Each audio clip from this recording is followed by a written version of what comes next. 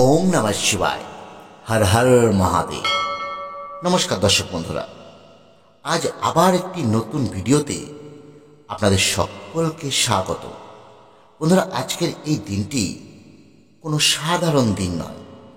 আজকের এই দিনটির গুরুত্ব আমাদের শাস্ত্রে অপরিসীম। কারণ আজ আষাঢ় মাসের অমাবস্যা তিথি, আর আজ আবার অম্বুবাচীর শেষ দিন। এই সবে মিলে আজকের এই দিনটি অত্যন্ত গুরুত্বপূর্ণ দিন হয়ে উঠেছে। আজকের এই বিশেষ দিনটি প্রত্যেক সনাতনীদের কাছে মনের ইচ্ছে পূরণ করবার দিন। আজ দুর্ভাগ্য দূর করবার দিন। আজ আপনারা আমাদের এই ভিডিওতে মা কামাখ্যার গায়ত্রী মন্ত্র 108 বার শ্রবণ করবেন। যে মন্ত্র আজকের এই মহাদিনে আপনারা যদি শুধু শ্রবণ করতে পারেন, তাহলে আপনার জীবনের যাবতীয় মন্দভাগ্য আজই দূর হয়ে যাবে। বন্ধুরা, যারা আর্থিক কষ্টে ভুগছেন, যাদের জীবনে নানা প্রকারের সমস্যা চলছে, যারা কোনো কাজ বারবার অসফল হচ্ছে, অথবা যাদের জীবন দুঃখ কষ্ট হতাশায় ভরা, তারা আজকের এই মহাদিনে দিনের যে কোনো সময় মা কামাখ্যার এই গায়ত্রী মন্ত্রটি শুধু 108 বার ভক্তি ভরে শুনে নিন। দেখবেন যাবতীয় সমস্যা থেকে আপনি আজই মুক্তি পাচ্ছেন। আপনি কালকে চমকে যাওয়ার মতো কোনো খবর পাচ্ছেন। তাহলে আসুন বন্ধুরা, আমরা এবার 108 বার শ্রবণ করি মা কামাখ্যা সেই গায়ত্রী মন্ত্রটি। ओम कामाक्षायै विद्महे भगवत्यै धीमहि तन्नो गौरी प्रचोदयात्। ओम कामाक्षायै विद्महे भगवत्यै धीमहि तन्नो गौरी प्रचोदयात्। ओम कामाक्षायै विद्महे भगवत्यै धीमहि तन्नो गौरी प्रचोदयात्। ओम कामाक्षायै विद्महे भगवत्यै धीमहि तन्नो गौरी प्रचोदयात्। ओम कामाक्षायै विद्महे भगवत्यै धीमहि तन्नो गौरी प्रचोदयात्। ओम कामाक्षायै विद्महे भगवत्यै धीमहि तन्नो गौरी प्रचोदयात्। ओम कामाक्षायै विद्महे भगवत्यै धीमहि तन्नो गौरी प्रचोदयात्। ओम कामाक्षायै विद्महे भगवत्यै धीमहि तन्नो गौरी प्रचोदयात्। ओम कामाक्षायै विद्महे भगवत्यै धीमहि तन्नो गौरी प्रचोदयात्। ओम कामाक्षायै विद्महे भगवत्यै धीमहि तन्नो गौरी प्रचोदयात्। ओम कामाक्षायै विद्महे भगवत्यै धीमहि तन्नो गौरी प्रचोदयात्। ओम कामाक्षायै विद्महे भगवत्यै धीमहि तन्नो गौरी प्रचोदयात्। ओम कामाक्षायै विद्महे भगवत्यै धीमहि तन्नो गौरी प्रचोदयात्। ओम कामाक्षायै विद्महे भगवत्यै धीमहि तन्नो गौरी प्रचोदयात्। ओम कामाक्षायै विद्महे भगवत्यै धीमहि तन्नो गौरी प्रचोदयात्। ओम कामाक्षायै विद्महे भगवत्यै धीमहि तन्नो गौरी प्रचोदयात्। ओम कामाक्षायै विद्महे भगवत्यै धीमहि तन्नो गौरी प्रचोदयात्। ओम कामाक्षायै विद्महे भगवत्यै धीमहि तन्नो गौरी प्रचोदयात्। ओम कामाक्षायै विद्महे भगवत्यै धीमहि तन्नो गौरी प्रचोदयात्। ओम कामाक्षायै विद्महे भगवत्यै धीमहि तन्नो गौरी प्रचोदयात्। ओम कामाक्षायै विद्महे भगवत्यै धीमहि तन्नो गौरी प्रचोदयात्। ॐ कामाक्षायै विद्महे भगवत्यै धीमहि तन्नो गौरी प्रचोदयात्। ॐ कामाक्षायै विद्महे भगवत्यै धीमहि तन्नो गौरी प्रचोदयात्। ॐ कामाक्षायै विद्महे भगवत्यै धीमहि तन्नो गौरी प्रचोदयात्। ॐ कामाक्षायै विद्महे भगवत्यै धीमहि तन्नो गौरी प्रचोदयात्। ॐ कामाक्षायै विद्महे भगवत्यै धीमहि तन्नो गौरी प्रचोदयात्। ॐ कामाक्षायै विद्महे भगवत्यै धीमहि तन्नो गौरी प्रचोदयात्। ॐ कामाक्षायै विद्महे भगवत्यै धीमहि तन्नो गौरी प्रचोदयात्। ॐ कामाक्षायै विद्महे भगवत्यै धीमहि तन्नो गौरी प्रचोदयात्। ॐ कामाक्षायै विद्महे भगवत्यै धीमहि तन्नो गौरी प्रचोदयात्। ॐ कामाक्षायै विद्महे भगवत्यै धीमहि तन्नो गौरी प्रचोदयात्। ॐ कामाक्षायै विद्महे भगवत्यै धीमहि तन्नो गौरी प्रचोदयात्। ॐ कामाक्षायै विद्महे भगवत्यै धीमहि तन्नो गौरी प्रचोदयात्। ॐ कामाक्षायै विद्महे भगवत्यै धीमहि तन्नो गौरी प्रचोदयात्। ॐ कामाक्षायै विद्महे भगवत्यै धीमहि तन्नो गौरी प्रचोदयात्। ॐ कामाक्षायै विद्महे भगवत्यै धीमहि तन्नो गौरी प्रचोदयात्। ॐ कामाक्षायै विद्महे भगवत्यै धीमहि तन्नो गौरी प्रचोदयात्। ॐ कामाक्षायै विद्महे भगवत्यै धीमहि तन्नो गौरी प्रचोदयात्। ॐ कामाक्षायै विद्महे भगवत्यै धीमहि तन्नो गौरी प्रचोदयात्। ॐ कामाक्षायै विद्महे भगवत्यै धीमहि तन्नो गौरी प्रचोदयात्। ॐ कामाक्षायै विद्महे भगवत्यै धीमहि तन्नो गौरी प्रचोदयात्। ॐ कामाक्षायै विद्महे भगवत्यै धीमहि तन्नो गौरी प्रचोदयात्।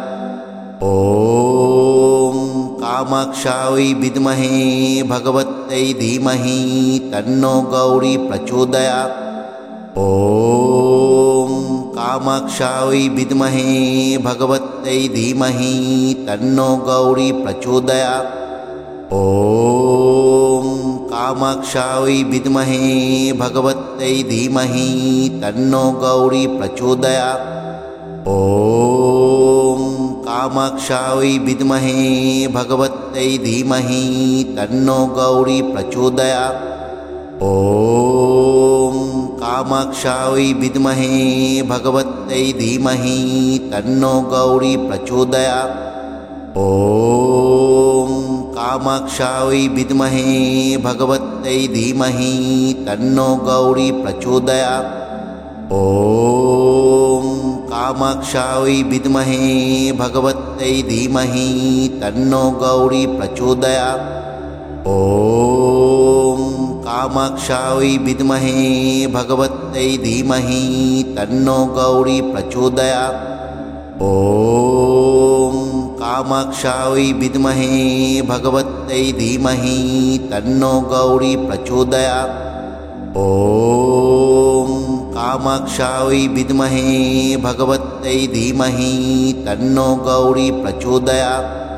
ॐ कामाक्षायै विद्महे भगवत्यै धीमहि तन्नो गौरी प्रचोदयात्। ॐ कामाक्षायै विद्महे भगवत्यै धीमहि तन्नो गौरी प्रचोदयात्। ॐ कामाक्षायै विद्महे भगवत्यै धीमहि तन्नो गौरी प्रचोदयात्। ॐ कामाक्षायै विद्महे भगवत्यै धीमहि तन्नो गौरी प्रचोदयात्। ॐ कामाक्षायै विद्महे भगवत्यै धीमहि तन्नो गौरी प्रचोदयात्।